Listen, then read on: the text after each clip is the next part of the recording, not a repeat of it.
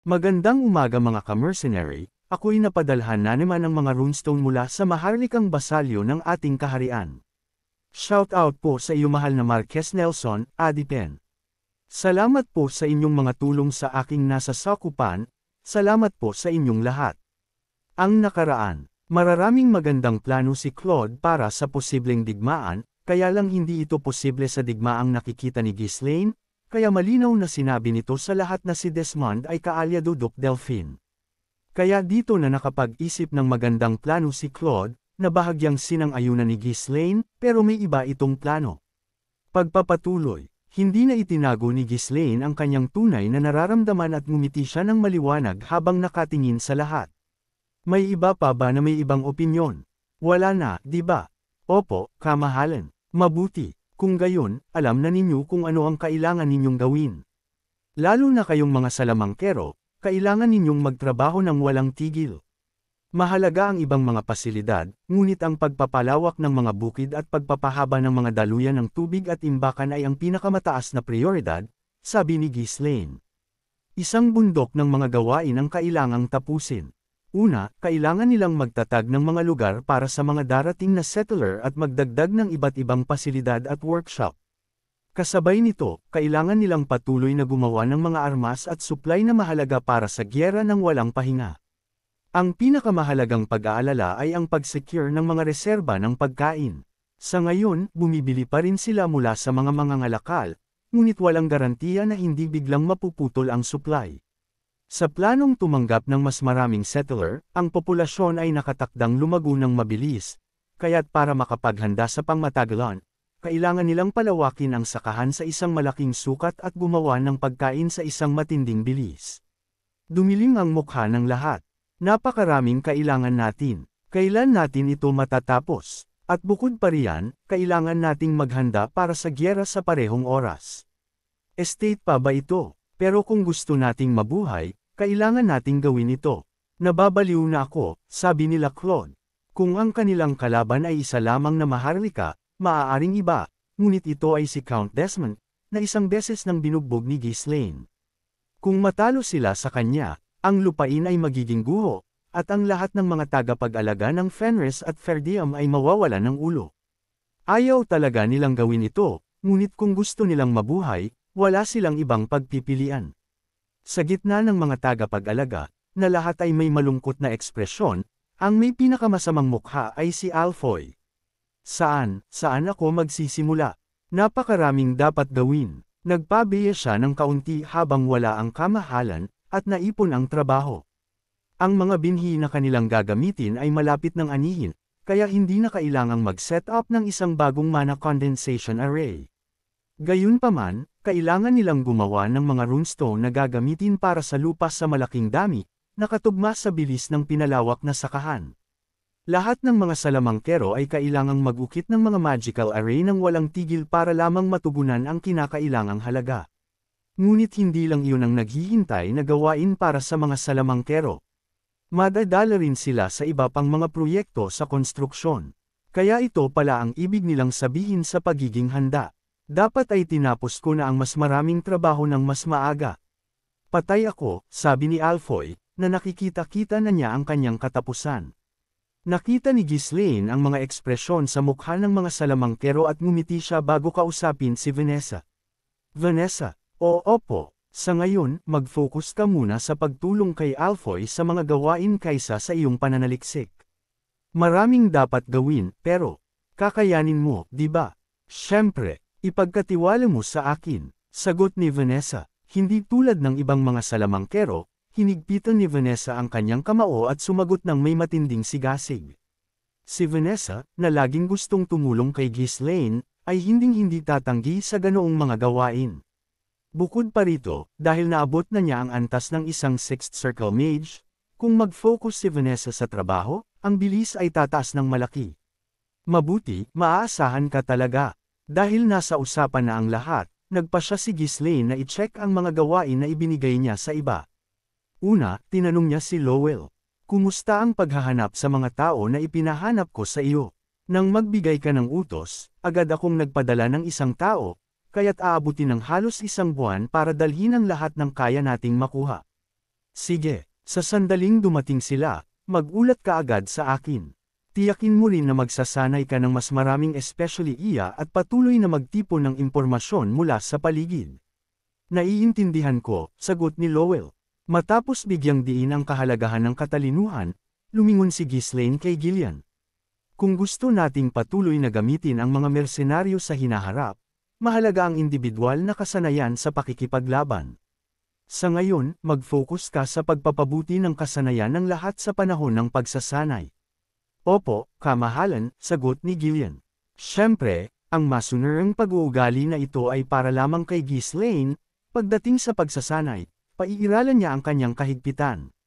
Tumingin si Ghislaine kay Kaor at nagtanong, kung si Gillian ang hahawak sa pagsasanay ng mga mersenaryo, wala ka nang masyadong gagawin, Kaor. Mayroon ka ba na gusto mong gawin? Itinaas ni Kaor ang kanyang ulo at sumagot ng may kumpiyansa. Wala, sabi ni Kaor na tumatakas ngayon sa mga trabahong pwedeng gawin. Sa ganoong matapang na sagot, nawalan ng imek si Ghislaine. Ang mga mersenaryo ay magpapalit-palit sa pagsasanay. Sa ngayon, Kaor, mag-concentrate ka sa pagpapanatili ng seguridad kasama ang mga hindi nakikibahagi sa mga pagsasanay. Kulang pa rin tayo sa mga sundalo para sa lupain, sabi niya. Oo, sige, gagawin ko, sagot ni Kaor na ang mukha ay nagpapahiwatig ng pag-aatubili. Ang dahilan ng kanyang pag-aatubili ay simple. Ayaw niya lang gumawa ng anumang bagay maliban sa lumaban. Kaya, kailangang pilit na magtalaga si Ghislaine ng mga gawain kay Kaor.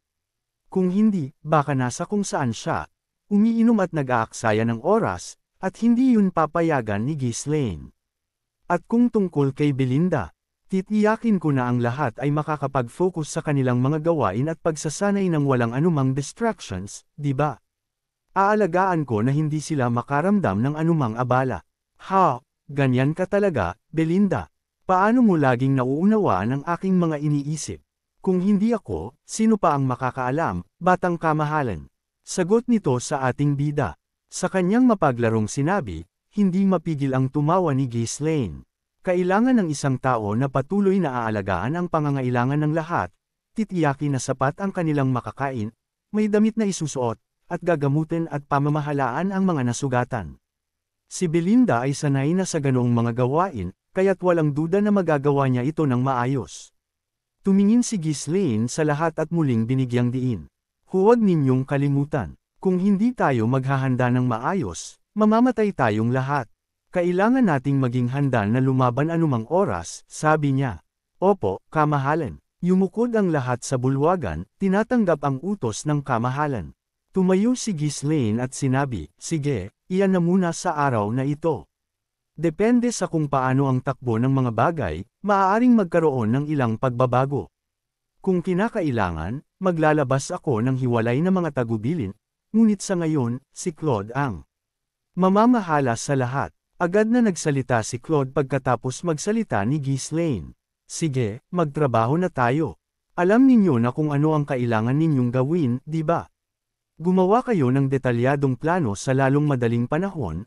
Sigaw ni Claude na ngayon ay nasa sabayan na nito ang pangunguna ng ating bida. Sa lalong madaling panahon, darating ang mga settler, at ang pag-aatubili ngayon ay magpapalaki lamang sa pasanin. Dahil sa pagmamadali ni Claude, mabilis na lumabas ng bulwagan ang mga tagapag-alaga. Kinulab ni Ghislaine ang kanyang mga mata, pinapanood ang tagpo. Malinaw niyang binalaan ang mga ito na darating ang gyera, at kailangan nilang maging handa.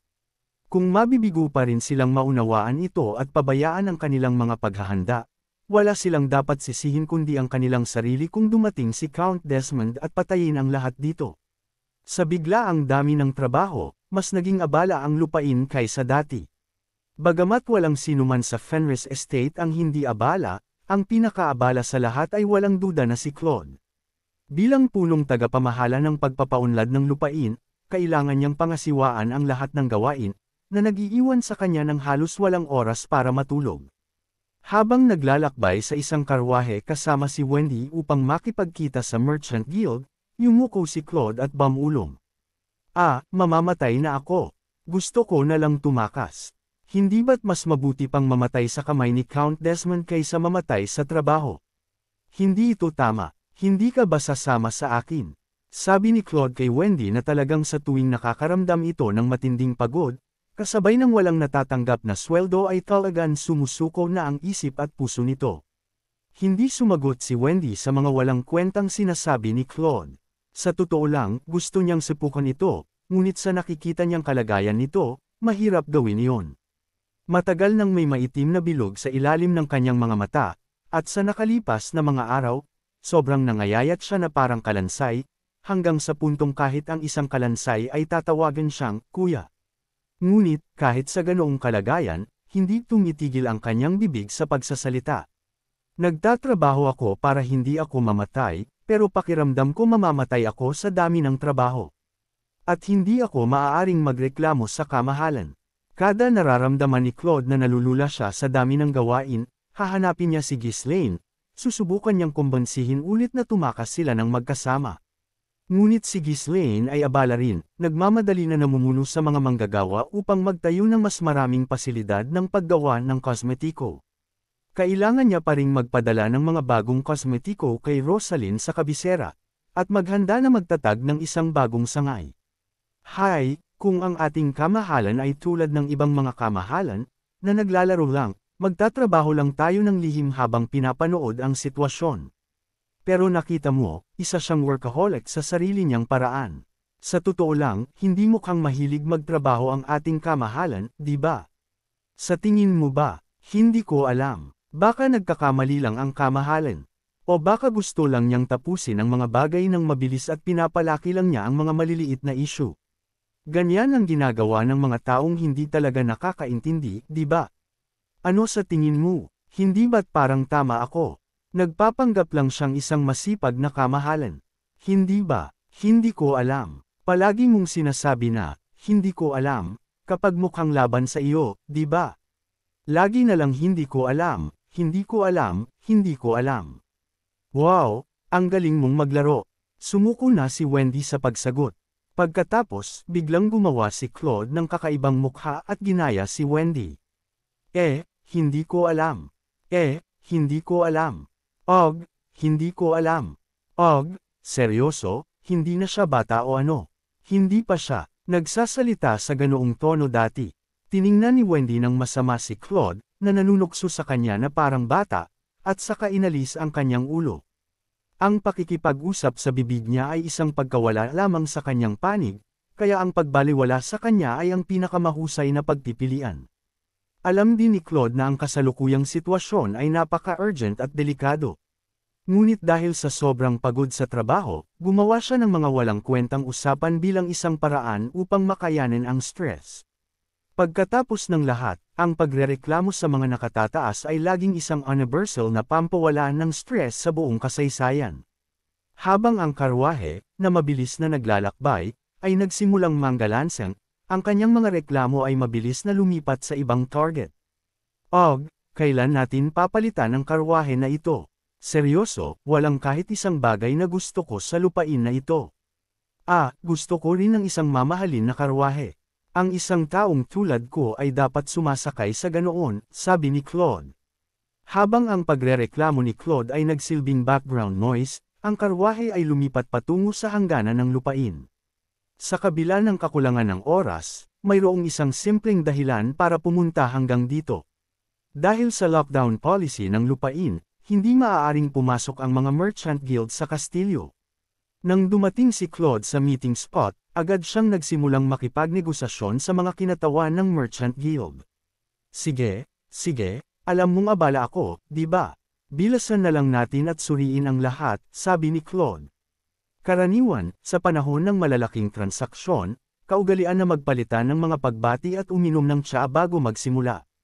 Ngunit para kay Claude, na laging nagmamadali, kahit ang ganoong uri ng paglilibang ay isang luho. Ang kabilang panig, na nakakaintindi sa sitwasyon sa Fenris Estate, ay hindi nag-alala. Matapos suriin ang mga produkto na dinala ng Merchant Guild, tumango si Claude. Maayos ang dami, at hindi masama ang kalidad. Inaasahan ko na makikipagtulungan muli sa iyo sa susunod na pagkakataon, sabi ni Claude. Haha, syempre, sa ganoong kalaking order, paano ko magiging pabaya? Sagot ng mga ngalakal na nagdala ng mga produkto na tumatawa. Dahil napagkasunduan na ang mga presyo, mabilis na nagpatuloy ang transaksyon.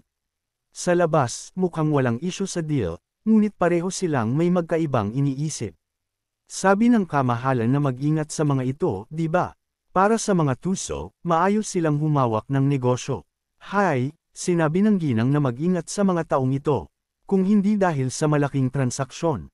Pero hindi sila gumagamit ng pekeng gintong barya, at mukhang walang problema. Ano ba ang issue? Ang Merchant Guild na humahawak sa transaksyon sa pagkakataong ito ay walang iba kundi ang Actium Merchant Guild, na pinamumunuan ni Amelia. Ang Actium ay nagpapangalan na sa Hilaga kamakailan. Base sa mataas na kalidad ng mga produkto, mahigpit silang sumusunod sa mga kontrata, mabilis na bumubuo ng kanilang kredibilidad at nagpapalawak ng kanilang mga operasyon. Kailangan ko pa rin ng maraming materyales. Sa ngayon, wala akong pagpipilian kundi patuloy na makipagdeal sa kanila, naisip ni Claude. Kailangan ko pa rin ng maraming pondo. Sa ngayon, wala akong pagpipilian kundi patuloy na makipagdeal sa kanila, naisip naman ng mga ngalakal. Kakaiba, parehong nagtatanim ng puot ang dalawang panig ngunit nagpapatuloy sa mga transaksyon, nagpapanggap na hindi napapansin, dahil kailangan nila ang isa't isa. Alam ni Ghislaine at Amelia ang sitwasyon, ngunit hindi sila nag-abalang pigilan ito. Ang pagsubok na makialam ay makakasama lamang sa kanilang sariling mga interes. Sa kabila ng kanilang pagkakapareho sa kanilang pagkamuhi, pareho silang handa na gawin ang anumang kailangan upang maabot ang kanilang mga layunin. Mukhang matatapos na ang deal ng maayos, ngunit nagsalita ang mga ngalakal na may pahiwatig ng pag-aatubili. Chief Overseer, ikinalulungkot kong sabihin ito, ngunit mukhang ang mga presyo para sa mga produkto ay magiging medyo mas mataas sa susunod na transaksyon. Anong ibig mong sabihin? Mas mataas na presyo. Kamakailan, ang mga presyo ng pagkain at hilaw na materyales ay tumataas ng malaki. Mahirap para sa amin na makakuha ng mga produkto. Kinulab ni Claude ang kanyang mga mata na may pagdududa sa mga ngalakal. Kaya pala binalaan ako ng kamahalan tungkol sa mga ito. Nagsisimula na silang magbigay ng mga pahiwatig tungkol sa pagpapataas ng presyo. Sa mga tuso na tulad nito, kailangan mong maging matatag upang maiwasan ang mga pagkawala. Nagsimula lang tayo ng malaking proyekto sa konstruksyon, at ngayon ay bigla kayong nagpapataas ng presyo. Sinasadya ba ninyo ito? Hindi maganda ang ganoong pag-uugali, sabi ni Claude. Hindi ganoon. Alam mo kung sino ang sumusuporta sa ating kamahalan, di ba? Medyo awkward at nakakahiya sabihin ito sa sarili ko, pero, narinig mo na ba ang Marquis ng Branford? Tanong ni Claude. Ang Marquis ng Branford ay patron ni Ghislaine. Ngunit madalas na ginagamit ni Claude ang pangalan ng Marquis na parang sarili niyang taga-suporta. Sa Luthania Kingdom, walang gumagamit ng pangalan ng Marquis ng Branford ng mas madalas kaysa kay Claude. Habang nagsisimulang lumabas ang pagiging nukulat na customer ni Claude, nagmamadaling kinaway-kaway ng mga ngalakal ang kanyang mga kamay sa takot. Hindi, anong sinasabi mo? Hindi ganoon. Alam mong halos wala kaming idinagdag na tubo at ibinibigay namin ang lahat sa pinakamababang presyo. Sa totoo lang, sa mga presyong iyon, mahirap na ngang saklawin ang mga gastos sa paggawa. Ito ay dahil lang sa lalong nagiging salat ang supply kamakailan. Palaging sinasabi ng mga mangangalakal na ang kanilang mga presyo ay ang pinakamababa at ang mga gastos sa paggawa ay halos hindi saklaw. Hindi si Claude ang isang taong madaling maniwala sa ganoon. Well, kung gayon, bakit ang mga produkto na maayos na ibinibigay hanggang ngayon ay biglang nagiging salat? Walang saysay iyan. Sumagot ang mga ngalakal na may mukha ng pagkadismaya. Bakit sila salat, tanong mo? Hindi ba't binili ng Fenris Estate ang lahat? Naiintindihan ko, tumanggo si Claude, na parang sa wakas ay naintindihan niya.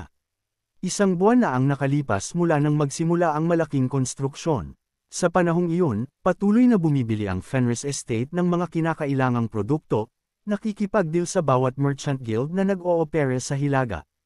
Ang problema ay ang Hilagang rehiyon ay may mas mababang dami ng distribusyon ng mapagkukunan kumpara sa ibang mga lugar. Kaya, unti-unti, nahihirapan silang makakuha ng mga materyales.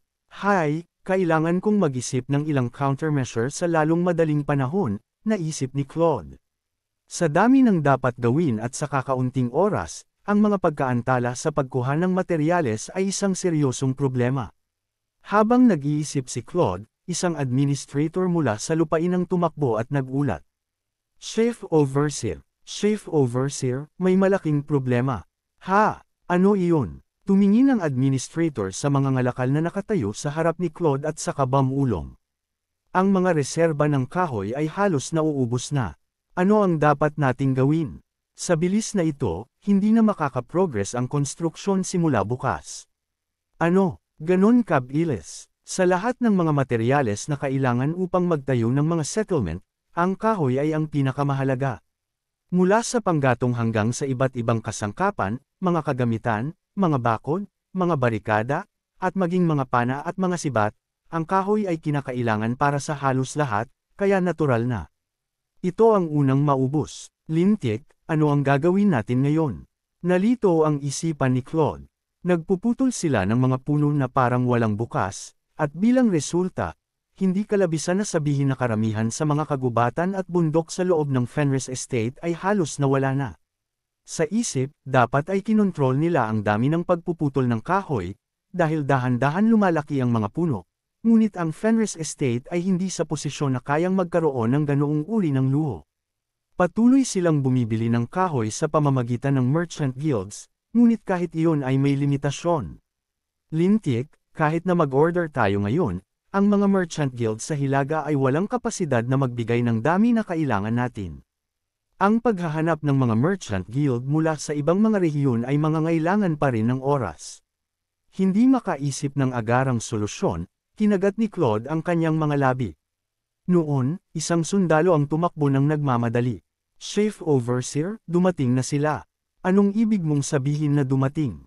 Ano ang dumating? Nagtataka si Claude sa biglaang mga salita ng sundalo. Wala siyang in-order kamakailan, kaya ano ang posibleng dumating? Sumagot ang sundalo na mukhang nagtatanong kung bakit hindi alam ni Claude. Nakatanggap kami ng balita na ang mga migrante na binanggit mo ay malapit ng dumating. Mga migrante, libo-libo sa kanila, ay malapit ng dumagsa, kahit na walang lugar para sa kanila na manatili, at wala pa silang kahoy upang magtayo ng mga bahay. Tinabon ni Claude ang kanyang noo gamit ang kanyang kamay at bumulong. Patay na tayo ngayon, sabi nito sa sarili, dahil patong-patong na problema ngayon ang papasanin niya. Isang malaking problema ang biglang lumitaw. Paano kaya masusolusyonan ito ni Claude at ng ating bida, at bakit kaya pinayagan ni Ghislaine na makipag-transaction sila sa Merchant Guild ni Amelia, gayong nakakalapit na ito sa kanyang teritoryo? Ghislaine, ano ba talagang tumatakbo sa isipan mo ngayon? Aba nga, kung nagustuhan po ninyo ang aking recap, huwag sana ninyong kalimutan ang mag-like o mag-comment. Maraming salamat.